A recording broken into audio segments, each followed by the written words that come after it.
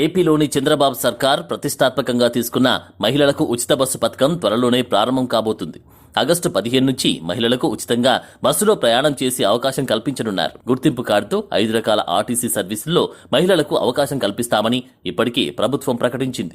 రాష్ట్ర వ్యాప్తంగా ఎక్కడి నుంచి ఎక్కడికైనా ఆయా బస్సుల్లో ఆడపిల్లలకు, మహిళలకు బస్ ఫ్రీ. ట్రాన్స్జెండర్లకు కూడా ఈ పథకం వర్తింపజేసేలా ప్రభుత్వం ప్రత్యేక మార్గదర్శకాలు సిద్ధం చేసింది. అయితే తాజాగా ఆర్టీసీ ఎండీ ద్వారకా తిరుమలరావు ఆసక్తికర వ్యాఖ్యలు చేశారు. ఆ ఒక్క రూట్లో మాత్రం ఉచిత బస్సు ప్రయాణం వర్తించదని చెప్పారు. విశాఖలో డిపో మేనేజర్ల సమీక్షా సమావేశంలో ఆర్టీసీ చైర్మన్ కొనకళ్ళ నారాయణతో కలిసి ఆర్టీసీ ఎండీ ద్వారకా తిరుమలరావు పాల్గొన్నారు. ఈ సందర్భంగా మీడియా సమావేశంలో మాట్లాడారు. తిరుపతి నుంచి తిరుమలకు వెళ్లే సప్తగిరి ఎక్స్ప్రెస్ బస్సుల్లో ఉచిత ప్రయాణం వర్తించదని క్లారిటీ ఇచ్చారు. అంతేకాదు, ఉచిత బస్సు సౌకర్యం ఘాట్ రోడ్డులో రాకపోకలు కొనసాగించే బస్సుల్లో ఉండదన్నారు. భద్రతా కారణాల దృష్ట్యా ఆయా రూట్లలో ఉచిత బస్సు పథకాన్ని వర్తింపజేయడం లేదని చెప్పారు. ఈ విషయాన్ని మహిళలు గుర్తించాలని అన్నారు. అయితే ఏజెన్సీలో ఘాట్ రోడ్డు కాని ప్రాంతాల్లో యథావిధిగా పథకం వర్తిస్తుందని క్లారిటీ ఇచ్చారు.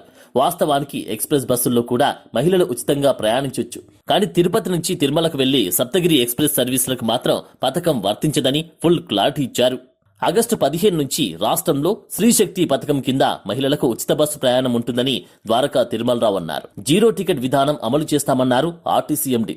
ఏపీ వ్యాప్తంగా ఏ జిల్లా నుంచి ఎక్కడికైనా ఉచితంగా ప్రయాణించవచ్చని ఆయన చెప్పారు.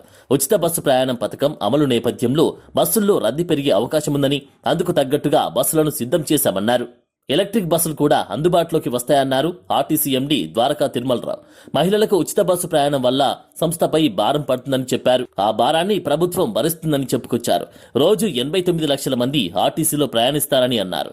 ఆర్టీసీ బస్సుల్లో మహిళలు, ట్రాన్స్జెండర్లు ఉచిత బస్సు ప్రయాణం కోసం ఆధార్ లేదా గుర్తింపు కార్డు ఖచ్చితంగా చూపించాలని సూచించారు. భవిష్యత్తులో స్మార్ట్ కార్డులు ఇచ్చే ఆలోచనలో ఉందన్నారు ఆర్టీసీ ఎండీ. రాష్ట్ర వ్యాప్తంగా ఆర్టీసీ బస్సుల్లో ప్రస్తుతం 15 లక్షల మంది మహిళలు ప్రయాణిస్తున్నారని, స్త్రీశక్తి పథకం వల్ల ఈ సంఖ్య 26 లక్షలకు చేరుకునే అవకాశం ఉందని అంచనా వేస్తున్నామన్నారు. స్త్రీశక్తి పథకం అమల్లో అనేక సవాళ్లు ఎదురవుతాయని, భద్రతా పరంగా అవసరమైన అన్ని చర్యలు తీసుకుంటున్నామన్నారు. విజయవంతంగా స్త్రీశక్తి పథకం అమలు చేసేందుకు చర్యలు తీసుకుంటున్నామన్నారు ఆర్టీసీ చైర్మన్ కొనకళ్ళ నారాయణ. సవాళ్లు, సమస్యలను అధిగమించి మహిళలకు ఉచిత బస్సు ప్రయాణం కల్పిస్తామన్నారు. ఏపీకి 1050 ఎలక్ట్రిక్ బస్సులు రానున్నాయని, తొలి విడతగా 6 నెలల్లోగా 700 ఎలక్ట్రిక్ బస్సులు అందుబాటులోకి వచ్చే అవకాశం ఉందన్నారు ఆర్టీసీ చైర్మన్.